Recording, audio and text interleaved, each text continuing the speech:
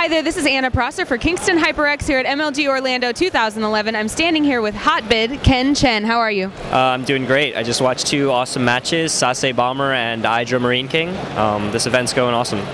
So for those of the viewers at home who might not be familiar with your face or what you do, can you give us some background on who you are? I admin the website teamliquid.net. We're a portal for everything StarCraft 2, news, calendar, statistics, and just community interaction. Great, and what are you doing here this weekend specifically? Well, we always send people here to cover MLG, and I've been to all of them thus far, and I think it's good to just, you talk with a lot of people here, you kind of network a little bit, and you also cover the event for our news team, which is nice because half of them are at IEM New York too, so we were spread a little thin this weekend, but yeah, I'm here to just do everything basically. Yeah. Being from Team Liquid must give you a pretty unique perspective on these events, as Team Liquid's been around since far before StarCraft 2 even came out. What can you tell us about looking through the eyes of Team Liquid, if you will, at an event like this? Well, when we come here, we're just fans, just like everyone else. We cover the event just like news reporters, but I watch all the games just like a fan too. I really enjoy it. I mean, when we watch Brood War, at 5 a.m. in Korea, I always wish that I'd be able to just be in the United States and get crowds like this and energy like this for a sporting event, because I'm a huge sports fan myself. I watch football, I watch college football and basketball, and like esports, it gets to do the same feeling, and I love that about it. So that's why I'm here to watch. What role or what importance do the fans and the community have to esports right now?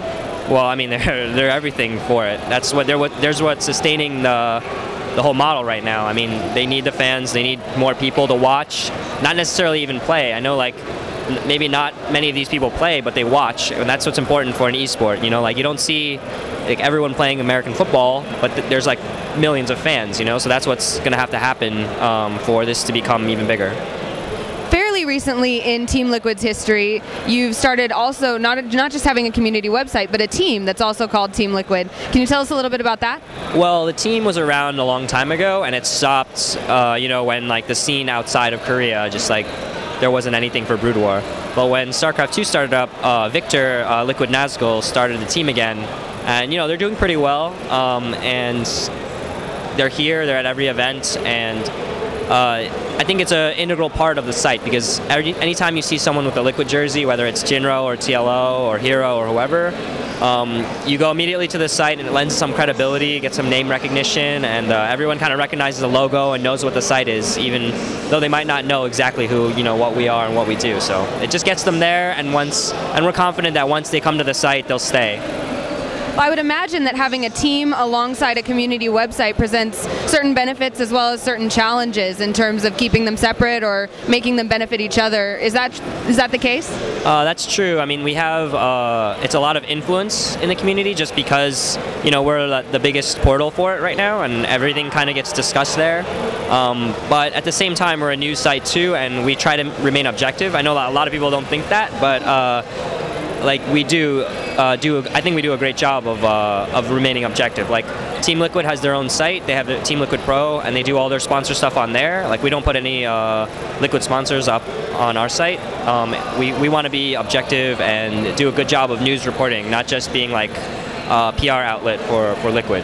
So I think that's our goal. I mean, whether the Liquid team is here in a year or two, who knows? But I know Team Liquid, the news site, will be around as long as StarCraft 2 is around. For you personally, as not only an admin but also a fan of StarCraft 2, are there any players that you're particularly looking out for this weekend, or matches you're looking forward to? Well, the players that are here that are new, Sase and Marine King, and they both had two really awesome matches just now, and those are the two that I'm following. And I think they might, Sase just beat Bomber, and that's crazy. He hadn't dropped the game the entire time, and Sase beat him 2-1. And Marine King, he just has a really awesome style. I don't really like Terrans that much, but for him, it's fun to watch anyway. Yeah. You're known as something of a trickster or a troll as well. And when you're coming here, I imagine there's a lot of business you have to do, but it's also fun that you're here as a fan and as a community member. Tell us about that dichotomy a little bit. Well, I mean, working for Team Liquid is not just all fun and games, so I like to have fun too. But as you become more of a public figure, not to like get a big head or anything, but as you become more known in the community, you kind of can't just do and say whatever you want. So, you know, I like having outlets too, whether it's like photobombing photos or like interacting with fans. It's just fun as long as it's harmless, I guess. Obviously, this is something you're passionate about. So, is there anything that, if you could get on a soapbox and tell the community, you would say? I would just say don't have knee-jerk reactions about everything. When it comes to leagues, you know, like NASL or whatever, you know, things aren't going to go right the first time, and I think everyone should just, you know, take a second, be patient with everything, and just, you know, try and look at the bigger picture on those things. Like, it's not necessary to just always be so negative. I feel like our community is a little overly negative, and, you know, it's our responsibility too to kind of promote that, because our moderators can do a better job of that too. But I think everyone on the whole can just do a better job of being more upbeat and positive and trying to encourage growth rather than kind of tear things down. There's a lot of rumors that go around about rivalries, or, you know, do support this, don't support this, hate on this person. I mean, would you say that as a whole, in terms of the higher ups in esports, you really are more of a team than you are against each other? Well, I mean, rivalries can be good rivalries and bad rivalries. Good rivalries, they make conditions better for everyone. You push each other to excel. Bad rivalries, like, you kind of like make it personal and like try and hurt other people rather than improve yourself. And I think we need more of the former, and then we can, you know, grow this whole thing together. There's a lot that goes into growing esports. I know there's a lot of sponsorship, a lot of people who work really hard. Is there anyone you'd like to thank personally? I just want to thank all the volunteers at Team Liquid that make it possible. I mean, we started off with 200 volunteer people. Now we have a few paid employees, and, you know, my job is to make their job easier. And without them, we wouldn't have a site, and we wouldn't have a community. So I just want to thank them. You know who you are. So yeah, that's. Well, I personally would like to thank Kingston HyperX for making it possible for me to be here and do these kind of interviews. Be sure to check them out and check out their quality products as well. Thanks a lot, Ken. You're welcome.